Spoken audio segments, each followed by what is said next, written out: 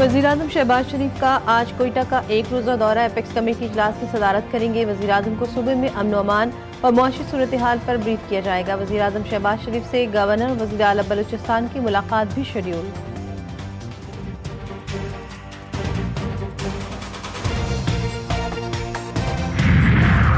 अमरीकी सदर का ईरान पर तयशुदा हमला मौखर करने का ऐलान। कहते हैं ईरान पर आज हमला करने वाले थे मगर सऊदी अमारात और कतर ने रोक दिया। सबके लिए काबिल कबूल मुआहिदा नहीं किया तो अमरीकी फौज ईरान पर किसी भी वक्त हमला कर देगी। कतरी अमीर सऊदी वली अहद और अमाराती सदर ने यकीन दहानी करवाई कि ईरान से संजीदा मुज़ाकरात जारी हैं।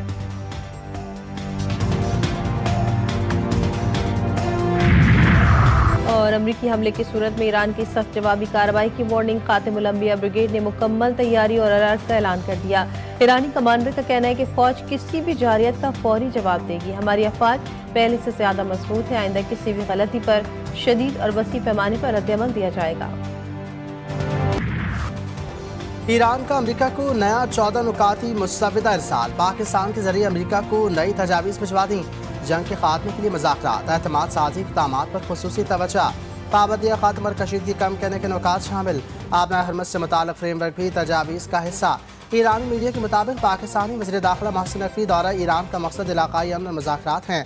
तर्जुमान ईरानी वज़ारत ख़ारजा इस्माइल बक़ाई ने कहा कि ईरान अमरीकी तहफ़्फ़ुज़ात के हवाले से अपना मौक़िफ़ वाज़ेह तौर पर पेश कर चुका है। ईरान और अमरीका के दरमियान मुज़ाकरात का सिलसिला जारी है जिनमें पाकिस्तान सालिसी का किरदार अदा कर रहा है।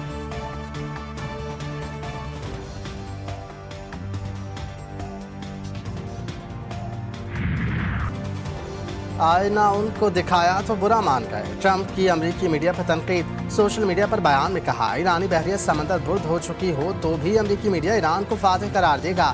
ईरान तस्लीम करे, फ़ज़ाई अभी बाकी नहीं तो भी फेक न्यूज़ मीडिया ईरान को फातेह कहेगा। अमरीकी सदर ने कड़ी तनकीद करते हुए कहा New York times, wall street journal, CNN और दीगर फेक न्यूज़ मीडिया रास्ते से भटक चुके। डेमोक्रेट्स और फेक न्यूज़ मीडिया पागल हो गए। ट्रंप ने अमरीकी जरीदे को इंटरव्यू में मज़ाक़खेज़ दावा किया कि ईरान मुज़ाकरात के दौरान हर वक्त चीखता चिल्लाता रहता है लेकिन मुआहिदा करने के लिए बेताब है।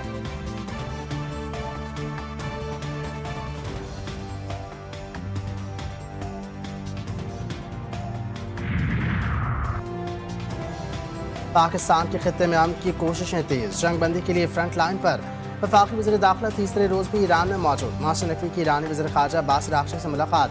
दो तरफ़ा ताल्लुक़ात, खित्ते की मजमूई सूरत हाल और जारी सफारती पेशरफ़्त पर तबादला ख्याल। मोहसिन नकवी ईरानी सदर, स्पीकर और वज़ीर दाखिला से कदर मोमिनी से मुलाकातें कर चुके हैं। ईरान के सऊदी अरब, तुर्की, फ्रांस और कतर के साथ अहम सिफारती राब्ते। ईरानी वज़ीर ख़ारजा का सऊदी हममनसब से रब्ता। सिफारती अमल और खित्ते की ताज़ा सूरत हाल पर तबादला ख्याल। अब्बास राशि का तुर्क वज़ीर ख़ारजा हकान फिदान से भी गुफ्तगू। अमरीका की धमकियों और आबना हरमत से मुताल्लिक़ कशीदगी पर बातचीत। फ्रांसीसी वज़ीर ख़ारजा से भी रब्ता किया। सिफारती पेशरफ़्त पर तबादला ख्याल किया गया। कतरी वज़ीर आज़म और वज़ीर ख़ारजा शेख मोहम्मद बिन अब्दुल रहमान अल सानी से भी गुफ्तगू की।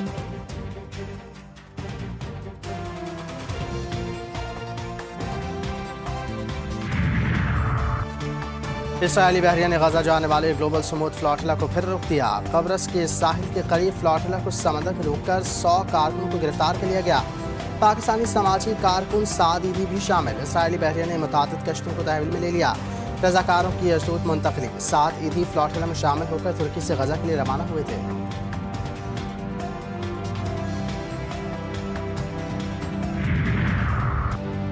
वज़ीर आज़म शहबाज शरीफ का कतरी हममनसब से टेलीफोनिक रब्ता। दो तरफ़ा ताउन और मशरक़ वस्ती की बदलती हुई सूरत हाल पर तबादला ख्याल। पाकिस्तान की क़यादत में जारी अमन कोशिशों पर खुसूसी तवज्जो मरकूज़। शहबाज शरीफ ने कहा कि पाकिस्तान तनाज़े के पुरअमन हल के लिए मुज़ाकरात और सफारतकारी के जरिए अपनी भरपूर कोशिशें जारी रखेगा।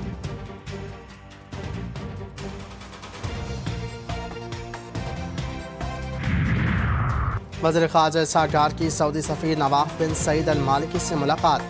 खित्ते की ताज़ा सूरत हाल पर तबादला ख्याल। पाकिस्तान के सऊदी अरब के बरादरानी ताल्लुक़ात पर तफसीली गुफ्तगू। मुख्तलिफ शोबों में दो तरफ़ा ताउन को मज़ीद मजबूत बनाने के लिए पाकिस्तान के अज़्म का इरादा। सऊदीया ने खित्ते में अमन इस्तेहकाम के फ़रोग़ के लिए पाकिस्तान के किरदार को सराहा। इसहाक़ डार का कतरी वज़ीर ममलकत ख़ारजा उमूर से टेलीफोनिक रब्ता। दोनों रहनुमाओं के दरमियान इलाक़ाई सूरत हाल पर तबादला ख्याल।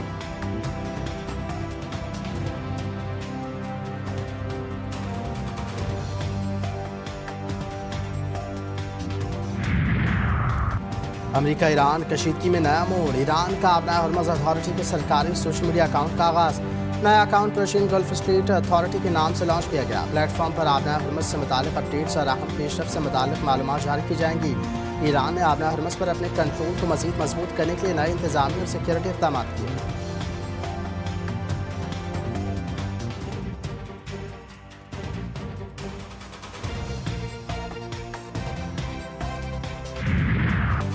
कोकेन क्वीन पिंकी के जिस्मानी रिमांड में 4 रोज़ की तौसीह। सेंट्रल जेल कराची के जुडिशल कॉम्प्लेक्स में समाअत। मुलजिमा की तफ्तीशी अफसर को कमरा अदालत में धमकियाँ। पिंकी ने इल्ज़ाम आयद किया कि मुझे तशद्दुद का निशाना बनाया गया। पिंकी की अदालत पेशी के दौरान सादा लिबास एहलकारों की सहाफ़ियों से तल्ख कलामी। एहलकारों ने सहाफ़ियों को धक्के दिए। एहलकारों ने मुलजिमा की आवाज़ दबाने की कोशिश भी की। SSP सिटी अली हसन को अहदे से हटा दिया गया। प्रोटोकॉल के मामले पर SSP सिटी ने गैर जिम्मेदारी का मुजाहरा किया। केस में नई तफसीलात सामने आ गई। पिंकी सिर्फ एक बार मुल्क से बाहर गई। ट्रैवल हिस्ट्री में बताया गया कि मुलजिमा दिसंबर 2018 में कराची से बाकू गई। 3 माह बाद 1 अप्रैल 2019 को वापस आ गई।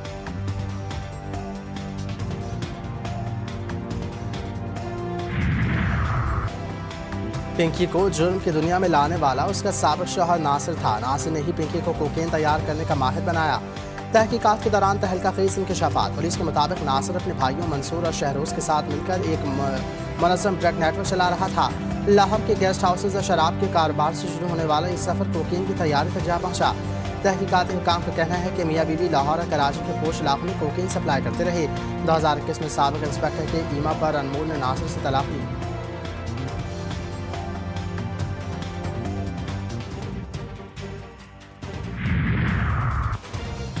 पिंकी धड़ल्ले से कहती थी मुझे गिरफ्तार करो। हमने पिंकी को गिरफ्तार कर लिया। वज़ीर दाखिला ज़ियाउल हसन नज्जार ने कहा कि पिंकी के साथियों को भी गिरफ्तार किया जा रहा है। मुलज़िमा ने 800 गाहक तो खुद बताए हैं। मनशियात बेचने वालों को पकड़ की मिसाल कायम करेंगे।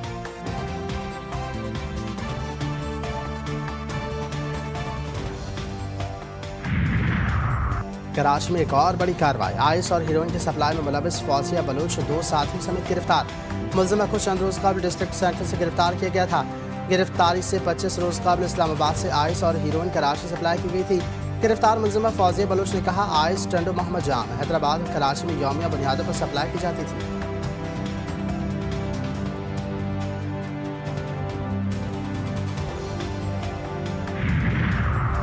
IMF का 430 अरब के नए टैक्स लगाने और सेल्स टैक्स में हर किस्म की छूट खत्म करने का मुतालबा।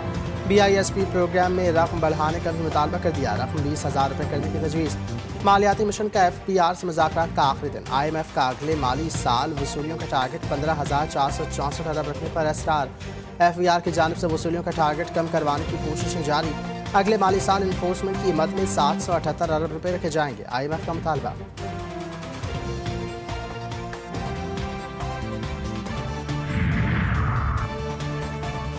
सिलह टेस्ट फैसला कुन मरहले में दाखिल। बांग्लादेश ने पाकिस्तान को जीत के लिए 437 रन का हदफ दे दिया। तीसरे दिन बांग्लादेश की टीम 390 रन बनाकर आउट हो गई। मुश्तफिकुर रहमान की 137 रन की शानदार इनिंग्स। खुर्रम शहजाद ने 4 और साजिद खान ने 3 खिलाड़ियों को आउट किया। कम रोशनी के बायस तीसरे दिन का खेल जल्द खत्म कर दिया गया। अजान उवैस और अब्दुल्ला फजल बगैर कोई रन बनाए क्रीज पर मौजूद। मैच के बकिया 2 रोज़ के दौरान पाकिस्तान को जीत के लिए 437 और बांग्लादेश को 10 विकेटें दरकार। कौमी टीम पर सीरीज में वाइट वॉश के खदशात मंडराने लगे।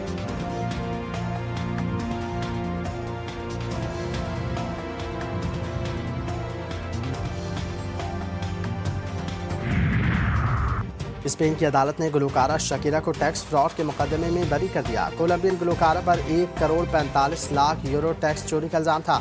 अदालत ने हुक्म दिया कि शकीरा को 6 करोड़ यूरो से जायद रकम सूद समेत वापस की जाए।